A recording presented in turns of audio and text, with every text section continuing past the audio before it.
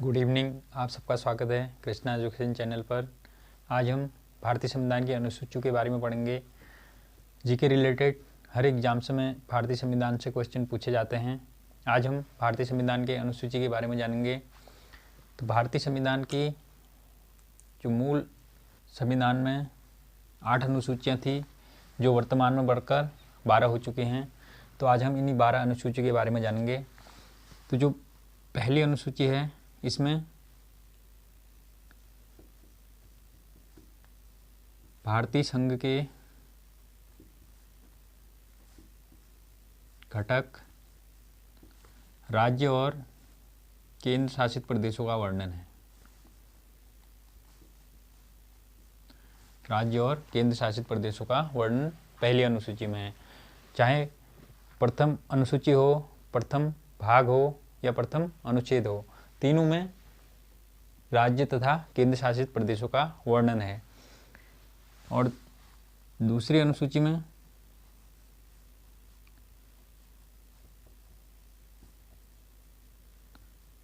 पदाधिकारियों के वेतन और भत्तों का वर्णन है।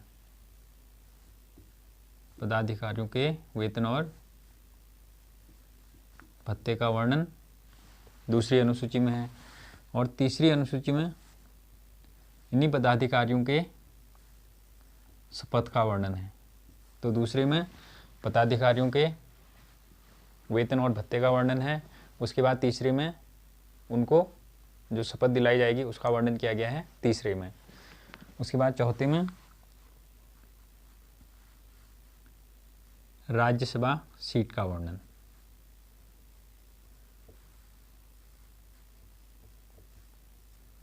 राज्यसभा सीट का वर्णन किया गया है चौथी अनुसूची में, यानी कि किस राज्य से राज्यसभा की सीटें होंगी और केंद्र शासित प्रदेशों से कितनी राज्यसभा की सीटें होंगी, इसका वर्णन किया गया है चौथे में। पहले में भारतीय संघ के घटक केंद्र शासित राज्य और जो राज्य हैं उनका वर्णन किया गया है। दूसरे और तीसरे को आपको एक साथ याद करना है। दूसरे में पदाधिकारियों के वेतन और भत्तों का वर्णन किया गया है और तीसरे में इन्हीं पदाधिकारियों के शपथ का वर्णन है। चौथे में राज्यसभा सीट केंद्र शासित प्रदेशों या जो राज्य हैं उनके कितने प्रतिनिधि राज्यसभा में रहेंगे, इसका वर्णन किया गया है चौथे अनुसूची में। पांचवी अनुसूची में अनुसूचित जाति और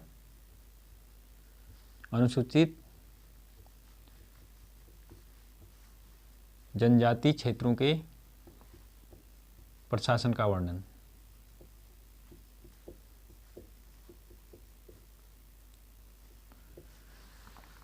तो जो पांचवी अनुसूची है उसमें 80 और 80 क्षेत्रों के शासन और प्रशासन का वर्णन किया गया है। और छठी में जनजाति क्षेत्रों का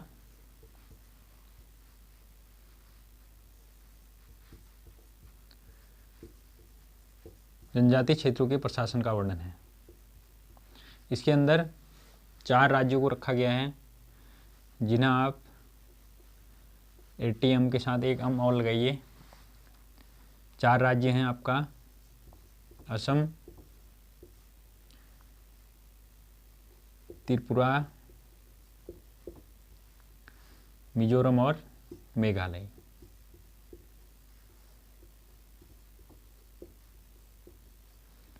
इन 4 राज्यों का वर्णन किया गया है छठी अनुसूची में। तो पांचवी और छठी को आपको एक साथ याद करना है। पांचवी में अनुसूचित जाति अनुसूचित जनजाति क्षेत्रों के प्रशासन का वर्णन किया गया है और छठी अनुसूची में जनजाति क्षेत्रों के शासन प्रशासन का वर्णन किया गया है, जिसमें 4 राज्यों को रखा गया है, असम, त्रिपुरा, मिजोरम और मेघालय। आप इनको एटीएम लिख के याद कर सकते हैं, इसके साथ एगम और जोड़ दीजिए तो ये 4 राज्य हो जाएगा, असम, त्रिपुरा, मिजोरम और मेघालय। उसके बाद 7वीं अनुसूची, इसमें शक्तियों का बंटवारा किया गया है।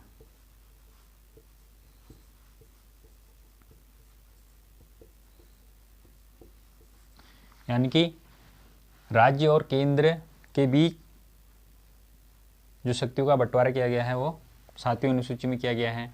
इसके अंदर 3 सूचियां हैं, संघ सूची, राज्य सूची और समवर्ती सूची।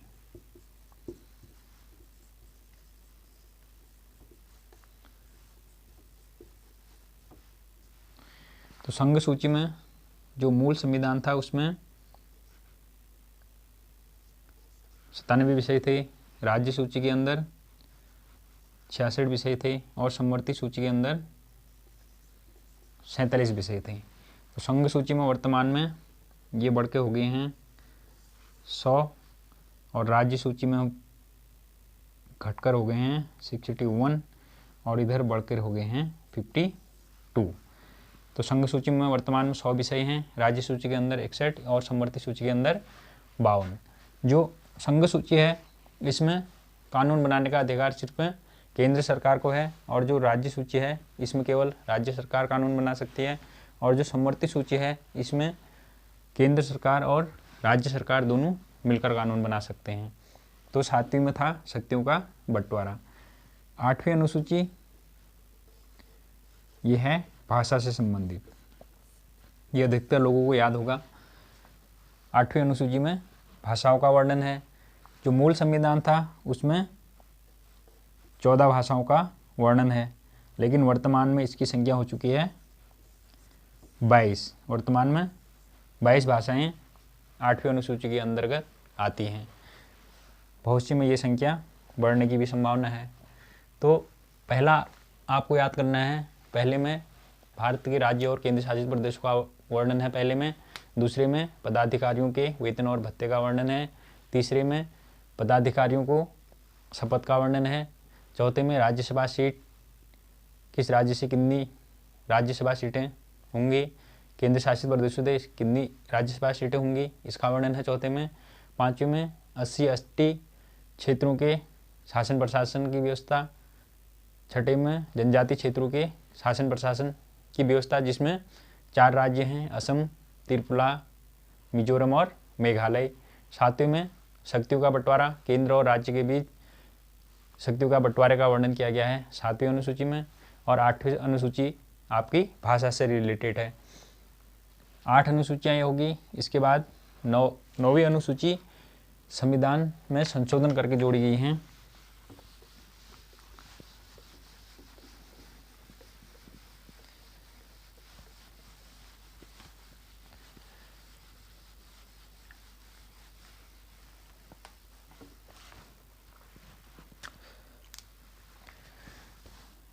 तो 9वीं अनुसूची पहला संविधान संशोधन द्वारा जोड़ा गया है।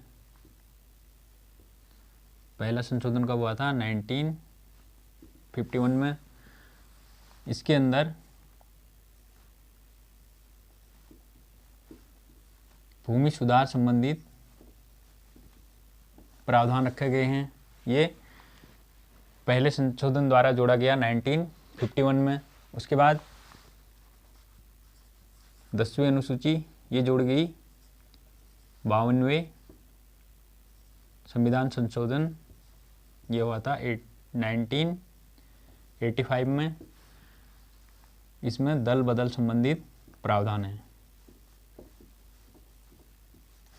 दल बदल मतलब इस टाइम पे ऐसा हो रहा था 1985 से पहले, जो सांसद या विधायक जिस पार्टी से जीतकर जा रहे थे, बाद में वो जीतने के बाद उस पार्टी को छोड़कर दूसरी पार्टी में चले जा रहे थे।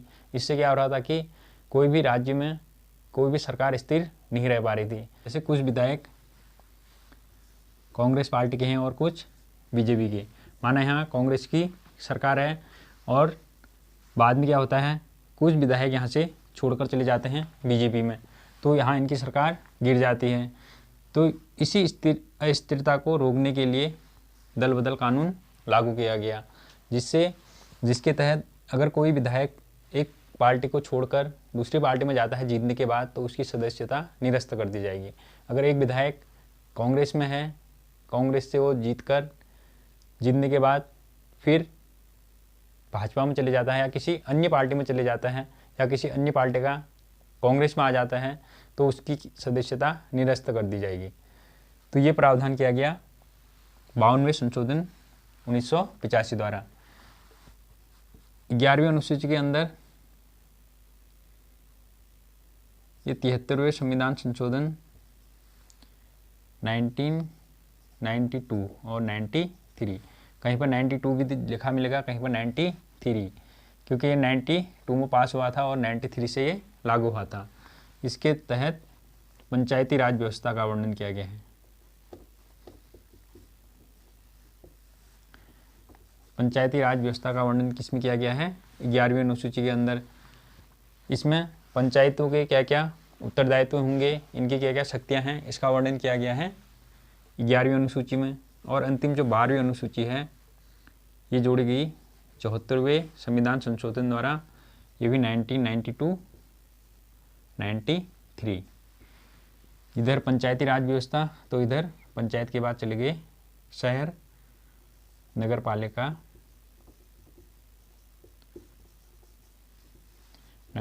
या नगर निकाय। इसका प्रावधान किया गया है 12वीं अनुसूची में। इनकी क्या क्या शक्तियां हैं, क्या क्या इनका उत्तरदायित्व है नगर पालिका या नगर निकायों का, इसका वर्णन किया गया है 12वीं अनुसूची में। तो उम्मीद करता हूँ आपको याद होंगी इतनी चीज़ें। जो 9वीं अनुसूची है ये पहले संविधान संशोधन 1951 में जोड़ी गई, इसमें भूमि सुधार संबंधित प्रावधान किया गया है। और 10वीं अनुसूची 52वें संविधान संशोधन द्वारा जोड़ी गई 1985 में। और 11वीं अनुसूची जोड़ी गई 73वें संविधान संशोधन द्वारा, और 12वीं जोड़ी गई 74वें संविधान संशोधन द्वारा। ये दोनों 92, 93, इधर 12वीं भी 92, 93। तो उम्मीद करता हूँ आपको ये सब याद होंगी। मिलते हैं किसी अन्य टॉपिक के साथ। Thank you.